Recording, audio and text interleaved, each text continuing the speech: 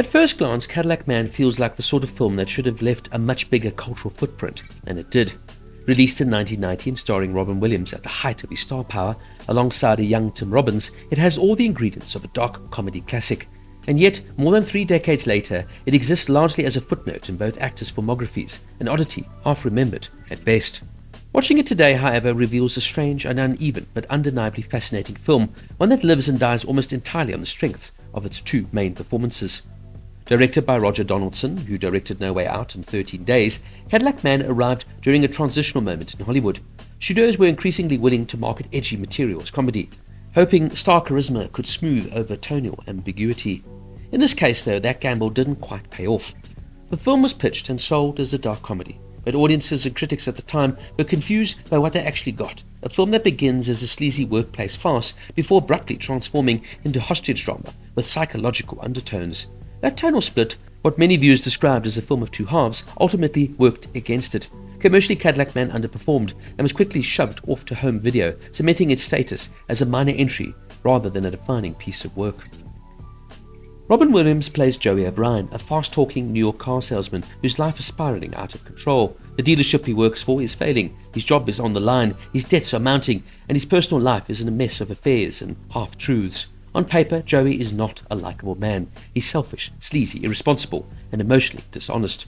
And yet, this is where Williams' unique brilliance comes into play. It's hard to imagine any other actor making Joey remotely watchable.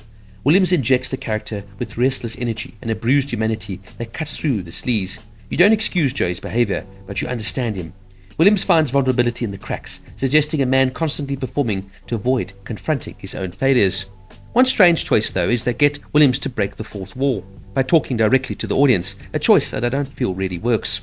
Interestingly, though, Williams prepared for the role by spending time in car dealerships in Queens, New York, observing the rhythms and desperation of real salesmen.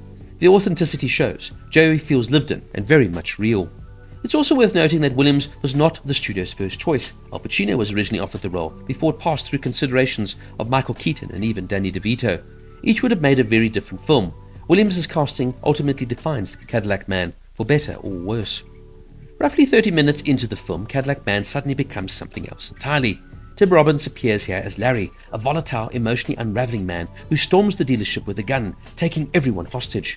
Larry believes his wife is having an affair with Joey's boss, which of course she is. His sense of emasculation and betrayal has driven him to the brink. Robbins, who receives second billing despite his late arrival, is superb. He plays Larry as not a conventional villain, but as a man running on pure emotion, confused, wounded, and dangerously impulsive. There's a simplicity to him, almost childlike at times, that makes him unpredictable rather than calculating. What elevates the film is the chemistry between Robbins and Williams. As Joey gradually assumes the role of the mediator, the dynamic shifts. The sleazy salesman becomes the unlikely moral center of the story. Joey recognizes that Larry has no real plan, no ideological motive, just raw pain and wounded pride. There's an almost Stockholm Syndrome-like rapport that develops, but it's grounded in empathy rather than manipulation. Joey talks Larry down, not through cleverness, but through emotional recognition. The film is peppered with interesting supporting performances. Fran Drescher appears in an early role that leans into a familiar persona but gives her a slightly more emotional texture than usual. Her character, obsessed with Joey, functions as both comic relief and quite a reminder of the emotional wreckage Joey leaves behind.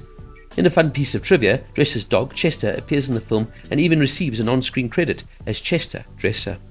Pamela Reed plays Tina, Joey's ex-wife, grounding the film with a sense of reality and emotional consequence. She represents a life that Joey has already broken, less flashy than his affairs, but far more meaningful. Knowing Robin Williams' improvisational style, director Roger Donaldson frequently used 2 cameras simultaneously, sometimes even adding a Steadicam, just to capture Williams' unpredictable bursts of energy. This technique gives the film a slightly chaotic feel, but also preserves moments of spontaneous brilliance. Tim Robbins and Robin Williams would both go on to win Best Supporting Actor Oscars years later, for Mystic River and Good Will Hunting, respectively. Now, the biggest flaw of Cadillac Man is also its defining trait. It doesn't quite know what it wants to be. The early sleazy comedy clashes tonally with the later hostage drama, and the film never fully reconciles the two. As a result, the story feels itself very thin, functional rather than compelling. But performances do matter, and here's why they matter a lot. Williams once again proves why he's one of the most versatile actors of his generation, capable of turning deeply flawed characters into emotionally engaging figures.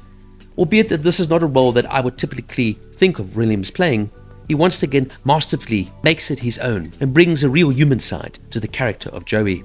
Robbins, meanwhile, brings conviction and vulnerability to his role that could have easily slipped into cliché. Cadillac Man isn't a lost masterpiece, nor does it deserve a place among Robin Williams' top-tier films, nor Tim Robbins.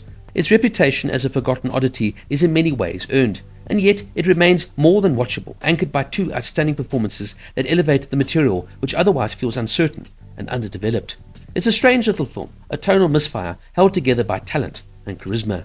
You don't need to remember it, but if you do stumble across it, it is worth your time, if only to watch two great actors doing what they do best. Cadillac Man gets a 7 out of 10, awarded almost entirely on the strength of Robin Williams and Tim Robbins. So what did you think of Cadillac Man? Let me know down in the comments, and don't forget to like and subscribe.